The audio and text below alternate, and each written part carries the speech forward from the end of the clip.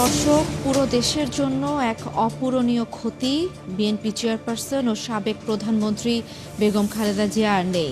ভোর ৬টায় রাজধানীর ever care হাসপাতালে শেষ নিঃশ্বাস ত্যাগ করেন তিনি। বিএনপি চেয়ারপারসনের প্রেস উইং এক বার্তায় জানায়, বেগম খালেদা জিয়ার মৃত্যুর সংবাদটি নিশ্চিত করেন বেগম খালেদা জিয়ার ব্যক্তিগত চিকিৎসক ও বিএনপির জাতীয় স্থায়ী কমিটির সদস্য অধ্যাপক ডাক্তার AZM জাহিদ হোসেন। এতে আরও জানানো হয়, এ সময় হাসপাতালে বেগম খালেদা জিয়ার জ্যেষ্ঠ ছেলে বিএনপির ভারপ্রাপ্ত চেয়ারম্যান তারেক রহমান সপরিবারে এবং পরিবারের প্রত্যেক সদস্যই তার উপস্থিত ছিলেন ভারপ্রাপ্ত চেয়ারম্যান তারেক রহমান, তার স্ত্রী ডক্টর জুবাইদা রহমান, নাতনি জাইমা রহমান, ছোট ছেলের বউ শর্মিলা রহমান সিথি, ছোট ভাই শামীম ইস্কেন্দার, ছোট ভাইয়ের স্ত্রী, বড় বোন সেলিনা ইসলাম সহ সকল আত্মীয় স্বজন এবং বিএনপি মহাসচিব মির্জা ফখরুল ইসলাম আলমগীরও দর্শক এ সময় উপস্থিত ছিলেন। বেগম খালেদা জিয়ার চিকিৎসায় গঠিত মেডিকেল বোর্ডের চিকিৎসকরাও উপস্থিত ছিলেন। তাদের সকলের উপস্থিতিতেই কিন্তু ঘোষণা করা হয়েছে যে বিএনপির চেয়ারপারসন বেগম খালেদা জিয়া আর নেই। যেটা বলছিলাম যে দেশের জন্য, গোটা বাঙালি জাতির জন্য, বাংলাদেশের এই অভ্যুত্থান পরবর্তী এই সময়ে বেগম খালেদা জিয়ার চলে যাওয়া এক অপূরণীয় ক্ষতি হিসেবে সাধারণ মানুষ থেকে শুরু করে সর্বস্তরের মানুষ কিন্তু বলছেন। আমরা এ বিষয়ে কিন্তু আরও তথ্য আপনাদেরকে জানাবো আস্তে আস্তে। দর্শক, একটু বলে রাখি যে গত 23 নভেম্বর থেকে রাজধানীর এভার কেয়ার হাসপাতালে চিকিৎসাধীন ছিলেন বেগম খালেদা জিয়া। এ সময় কিন্তু গোটা দেশ তার জন্য দোয়া প্রার্থনা করেছে, তার সুস্থতা কামনা করেছেন। কারণ তিনি যেই আপোষহীন ভূমিকা তিনি রেখেছেন বাংলাদেশের জন্য, বাংলাদেশের মানুষের জন্য, সেই কথা কিন্তু সবাই মনে রেখেছে এবং তার জন্য কিন্তু সবাই দোয়া করেছেন, তার সুস্থতা কামনা করেছেন। তবে 23 নভেম্বর থেকে কিন্তু তিনি এভার কেয়ার হাসপাতালে ভর্তি ছিলেন। এ সময় আইসিইউতে চিকিৎসাধীন খালেদা জিয়ার অবস্থা তো জটিল হয়েছে, সংকটময় হয়েছে। সারা দেশ কিন্তু তখন একসঙ্গে তার জন্য প্রার্থনা করেছেন। একটু যদি তার ছেলেবেলার কথা বলে রাখি যে তার বাবার নাম ছিল ইস্কেন্দার মজুমদার এবং মা তৈয়বা মজুমদার।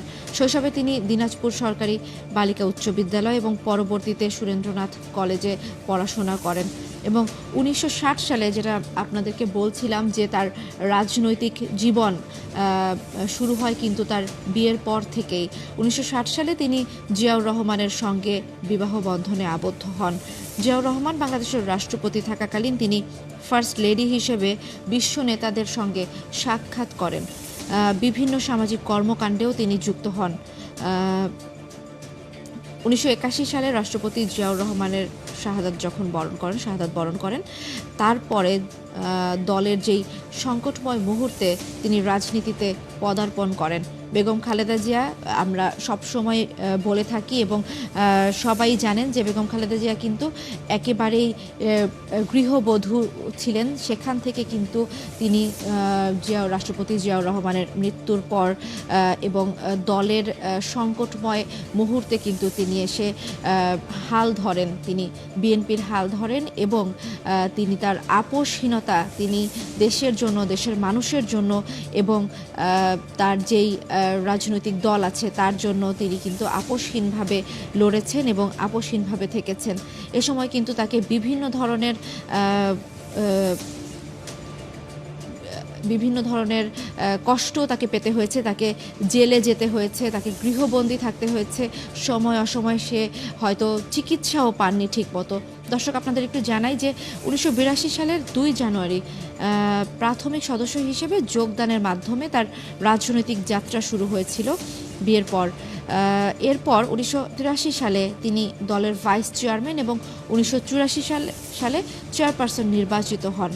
80-র দশকে তৎকালীন সামরিক স্বৈরশাসক HM এরশাদের বিরুদ্ধে গণতন্ত্র পুনরুদ্ধারের আন্দোলনে তিনি যেই নেতৃত্ব দেন, সেই আপোষহীন সংগ্রামের কারণে তিনি কিন্তু সারা দেশের কাছে এবং বিশ্বের কাছে আপোষহীন নেত্রী হিসেবে খ্যাতি অর্জন করেন। এই দীর্ঘ আন্দোলনে তিনি 7 দলীয় জোট গঠন করেন এবং স্বৈরাচারের পতন না হওয়া পর্যন্ত কোনো নির্বাচনে অংশ না নেওয়ার যে দৃঢ় ঘোষণা দেন, তাতেই কিন্তু তিনি আপোষহীন হিসেবে এক ভূমিকা পালন করেন। এই দীর্ঘ লড়াইয়ে তাকে 1983 থেকে 1990 সাল পর্যন্ত 7 বার আটক করা হয়। যেমনটা আপনাদের জানাচ্ছিলাম যে তিনি জেল খেটেছেন, গৃহবন্দী থেকেছেন। এই সময়ে 83 থেকে 90 পর্যন্ত এই স্বল্প সময়ে 7 বছরের মধ্যে কিন্তু তিনি 7 বার আটক হয়েছেন। এই সময় শুধু তিনি আটক হননি, তিনি কিন্তু গৃহবন্দীও থেকেছেন। 1991 সালের 27 ফেব্রুয়ারি একটি অবাধ ও সুষ্ঠু নির্বাচনে জয়লাভ করে তিনি বাংলাদেশের প্রথম নারী প্রধানমন্ত্রী নির্বাচিত হন। সেখান থেকেই কিন্তু তার সরকার প্রধান হওয়ার যাত্রা শুরু হয়। আর তার সময়েই দেশে সংসদীয় গণতন্ত্র পুনঃপ্রতিষ্ঠিত হয়। প্রধানমন্ত্রী হিসেবে তিনি শিক্ষা খাতে বৈপ্লবিক পরিবর্তন আনেন। দর্শক, তিনি শুধুমাত্র যে রাজনৈতিক মাঠে আপোষহীন ছিলেন এমনটা নয়, তিনি কিন্তু সামাজিক কর্মকাণ্ডের সঙ্গেও যুক্ত ছিলেন। তিনি কিন্তু বাংলাদেশের শিক্ষা, চিকিৎসা এবং বাংলাদেশের মানুষের যে অধিকার, সেই অধিকার প্রতিষ্ঠার ক্ষেত্রে তার ভূমিকা কিন্তু অপূরণীয়,